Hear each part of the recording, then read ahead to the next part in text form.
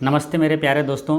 कुछ ऐसे क्वेश्चन होते हैं जो परीक्षा में बार बार रिपीट होते रहता है, तो उसी दृष्टि से आज हम 25 क्वेश्चन आपके लिए लाए हैं जो कि परीक्षा में अक्सर रिपीट होते रहता है। आप किसी भी प्रतियोगी परीक्षा की तैयारी करते हो, चाहे वो एसएससी, रेलवे, बैंकिंग या तो आपके स्टेट का कोई भी एग्ज़ाम हो, तो आपके लिए यह वीडियो अति उपयोगी है।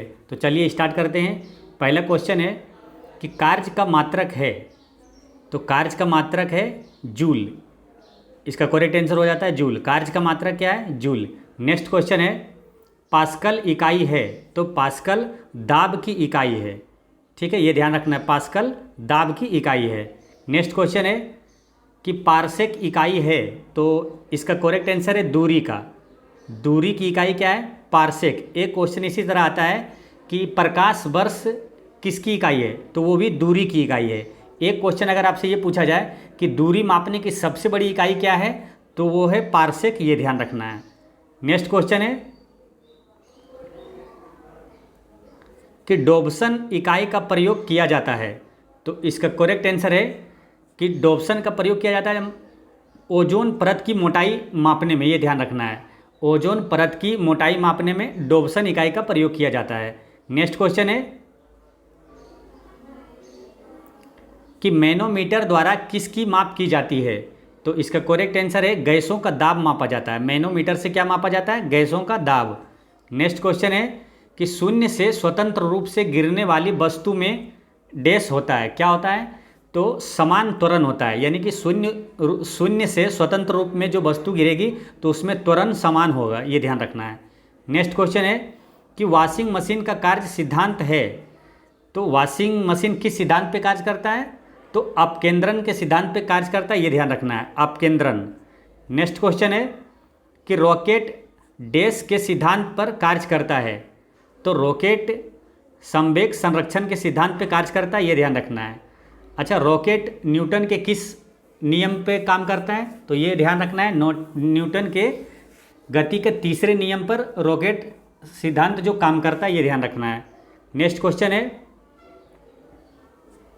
एक अश्वशक्ति बराबर होता है, तो इसका करेक्ट आंसर है 746 वाट के बराबर होता है। एक अश्वशक्ति बराबर 746 वाट होता है। कई बार एग्जाम में ये पूछा गया है। ये सारे क्वेश्चन है कि जो कि एग्जाम में, हर एग्जाम में रिपीट होते रहता है, इसलिए सारे क्वेश्चन को आप ध्यान से देखें। नेक्स्ट क्वेश्चन है कि विद्युत मोटर किस प्रकार की ऊर्जा का रूपांतरण करता है, तो इसका करेक्ट आंसर है विद्युत ऊर्जा को यांत्रिक ऊर्जा में बदलता है। अगर आपसे पूछा जाए कि यांत्रिक ऊर्जा को विद्युत ऊर्जा में कौन बदलता है, तो जनरेटर बदलता है, ये ध्यान रखना है। नेक्स्ट क्वेश्चन है कि यदि लोलक घड़ी उपग्रह पर ले जाएं तो आवर्तकाल क्या होगा, तो यदि अगर आप लोलक घड़ी को उपग्रह पर ले जाते हैं तो उसका आवर्तकाल अनंत हो जाएगा। ऐसा क्यों होता है? क्योंकि लोलक घड़ी को है ना उपग्रह पर ले जाने पर आवर्तकाल अनंत इसलिए होता है क्योंकि भारहीनता के कारण जी का मान है ना वहाँ 0 हो जाता है। ठीक है, इसलिए आवर्तकाल अनंत हो जाता है। नेक्स्ट क्वेश्चन है दो समान द्रव्यमान की वस्तुओं की गतिज ऊर्जा का अनुपात 4:9 है, तो उनके वेगों का अनुपात होगा, तो इसका आंसर है 2:3 होगा। ठीक है, ये कैसे होता है?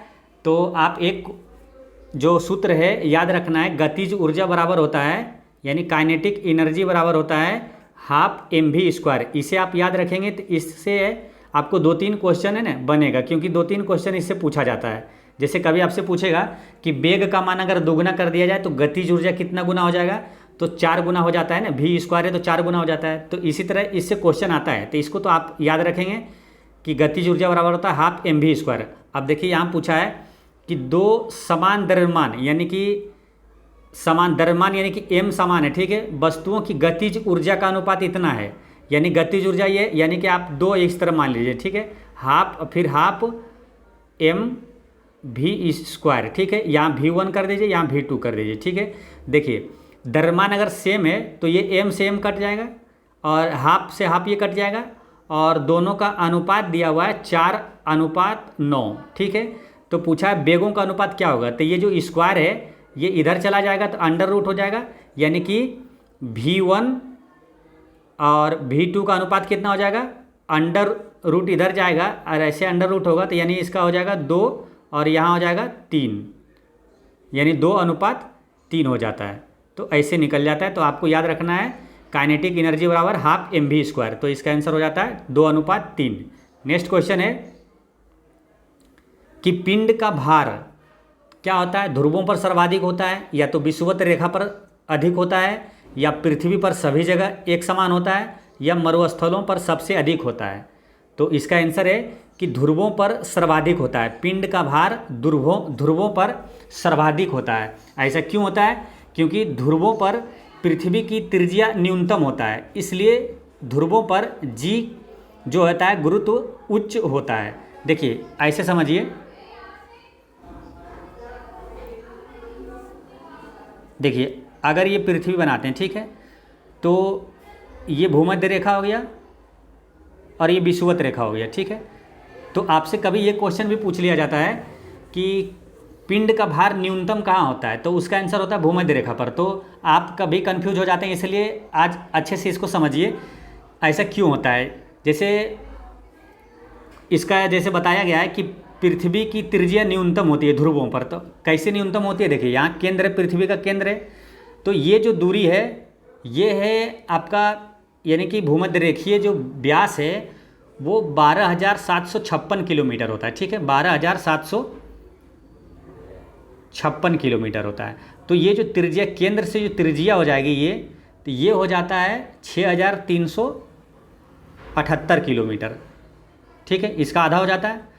और ये जो विषुवतीय व्यास है इसका जो दूरी है 12,714 किलोमीटर है, 12,714, ठीक है। तो ये जो दूरी है तो इसकी दूरी हो जाएगी, इसका आधा कर देंगे, यानी 6,357। तो देखिए ये जो दूरी है ये विषुवतीय दूरी से कम है, यानी कि ये 6,378 है, तो ये 6,357 ही है। तो केंद्र से ये ध्रुव वाली दूरी जो है, ये ध्रुव कम है दूरी, ठीक है। तो दूरी कम होगा तो गुरुत्वाकर्षण बल अधिक होता है, ठीक है, क्योंकि गुरुत्वाकर्षण बल दूरी के व्युत्क्रमानुपाती होता है, ये ध्यान रखना है, ठीक है। यानी कि जी का मान होता क्या है, देखिए पृथ्वी के केंद्र से है ना, जैसे जैसे ऊपर जाएंगे तो जी का मान घटता है, ठीक है, जी का मान घटता है, यानी कि ये दूरी ज़्यादा है, यानी कि यहाँ जी का मान घटेगा, जी का मान घटेगा यानी कि भार भी घटेगा। ऐसे समझिए कि ये जो भार होता है ना, भार बराबर होता है m×g, ठीक है। तो जी घटेगा यानी कि गुरुत्वाकर्षण बल, ये जो जी है गुरुत्व बल जो घटेगा तो भार भी घटेगा। तो इसको ऐसे समझ लीजिए कि ये दूरी जो है कम होता है भूमध्य रेखीय, यहाँ से जो भूमध्य रेखीय व्यास का ये दूरी है भूमध्य रेखा पर, ये दूरी अधिक होता है। अधिक होने के कारण क्या हो गया कि भार न्यूनतम होता है, और ये जो दूरी है ध्रुवों पर ये दूरी कम है तो भार यहाँ अधिक हो जाता है। ये है खेल इसका पूरा। तो आपसे अगर कभी क्वेश्चन पूछे कि पिंड का भार न्यूनतम कहाँ होता है, तो भूमध्य रेखा पर होता है, और पिंड का भार अधिकतम कहाँ होता है, तो ध्रुवों पर होता है। चलिए नेक्स्ट क्वेश्चन देखेंगे कि पृथ्वी का पलायन वेग है, तो पृथ्वी का पलायन वेग होता है 11.2 किलोमीटर प्रति सेकेंड, ठीक है। पलायन वेग का मतलब होता है कि किसी पिंड को अगर पृथ्वी से फेंकते हैं ना तो वो पृथ्वी की गुरुत्वीय क्षेत्र को पार कर जाता है, वो पलायन वेग कहलाता है। तो आपसे कई बार ये क्वेश्चन पूछा गया है एग्जामों में कि पृथ्वी का पलायन वेग का मान होता है तो 11.2 किलोमीटर प्रति सेकेंड। अगर आपसे ये पूछे कि चंद्रमा पर पलायन वेग का मान कितना होता है, तो वो भी ध्यान रखना है 2.38 मीटर प्रति सेकेंड होता है इसमें, ये ध्यान रखना। यहाँ किलोमीटर प्रति सेकेंड था, यहाँ मीटर प्रति सेकेंड होता है। नेक्स्ट क्वेश्चन है कि वर्षा की बूंदें गोलाकार होती है, तो इसका कारण क्या है कि पृष्ठ तनाव के कारण है ना, जल के पृष्ठ तनाव के कारण वर्षा की बूंदें गोलाकार होती है। कई बार ये एसएससी, रेलवे, हर एग्जाम में पूछा गया है क्वेश्चन, इसलिए ध्यान रखना है इसे। क्वेश्चन सारे हल्का है, ठीक है, लेकिन इसे जब ध्यान में नहीं रहेगा तो आप गलती कर सकते हैं, इसलिए सबको ध्यान में रखना जरूरी है। नेक्स्ट क्वेश्चन है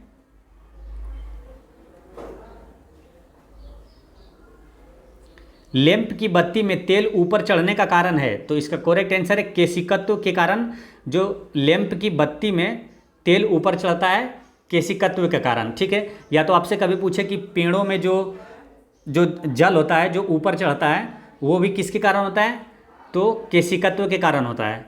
नेक्स्ट क्वेश्चन है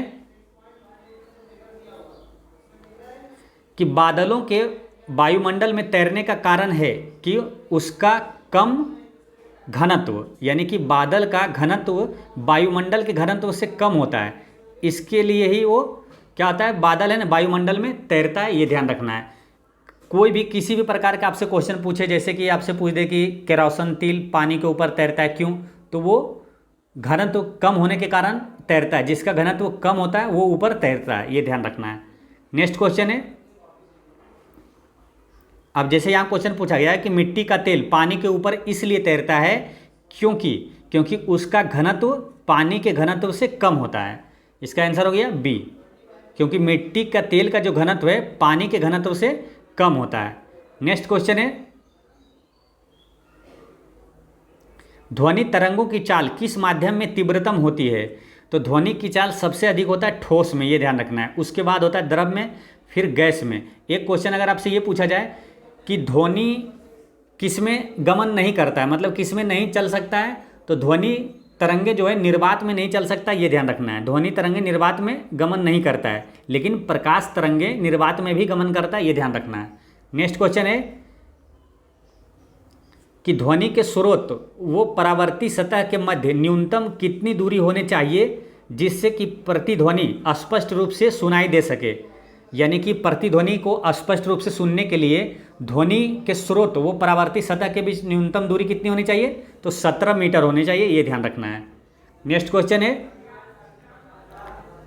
कि आकाश नीला दिखाई पड़ता है क्योंकि नीले रंग का प्रकाश का प्रकीर्णन जो होता है, नीले प्रकाश का प्रकीर्णन सबसे अधिक होता है।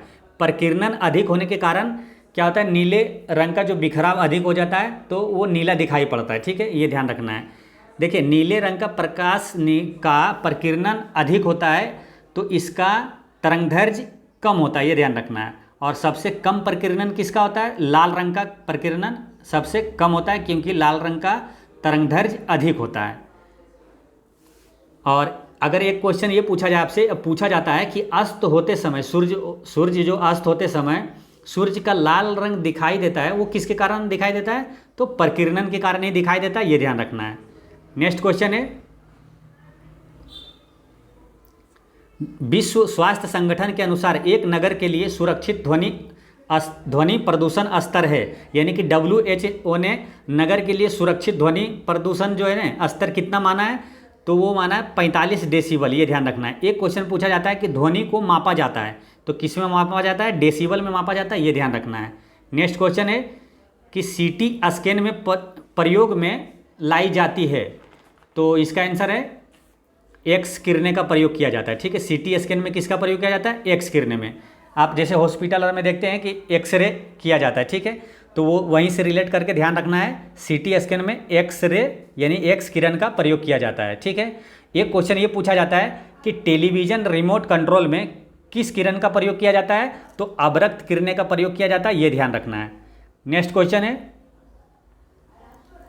निम्न में से किसमें संवहन होता है, तो इसका करेक्ट आंसर है केवल द्रवों और गैसों में संवहन होता है। देखिए ये यहाँ से 3 क्वेश्चन पूछा जाता है, ठीक है। एक होता है संवहन, एक होता है चालन, एक होता है विकिरण।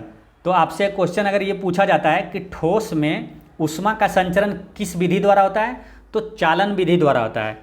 ठोस में जो होता है ना, ठोस में चालन विधि द्वारा होता है, ये ध्यान रखना है, ठीक है। अगर क्वेश्चन ये पूछा जाए कि गैस और द्रव में किस विधि द्वारा होता है, तो गैस और द्रव में संवहन विधि द्वारा होता है, ठीक है। अगर एक क्वेश्चन आता है कि निर्वात में ऊष्मा का संचरण किस विधि द्वारा होता है, तो निर्वात में होता है, ये ध्यान रखना है, निर्वात में होता है विकिरण के माध्यम से होता है, ठीक है। विकिरण विधि द्वारा ऊष्मा का संचरण होता है। जैसे आपसे एक क्वेश्चन पूछा जाता है कि सूर्य की ऊष्मा पृथ्वी तक किस माध्यम से पहुंचता है, तो विकिरण के माध्यम से ही पहुंचता है, ये ध्यान रखना है। नेक्स्ट क्वेश्चन है कि इंद्रधनुष प्रकाश से संबंधित किन घटनाओं का परिणाम है, यानी कि इंद्रधनुष जो है घटना होती है वो प्रकाश के किन घटनाओं का परिणाम है?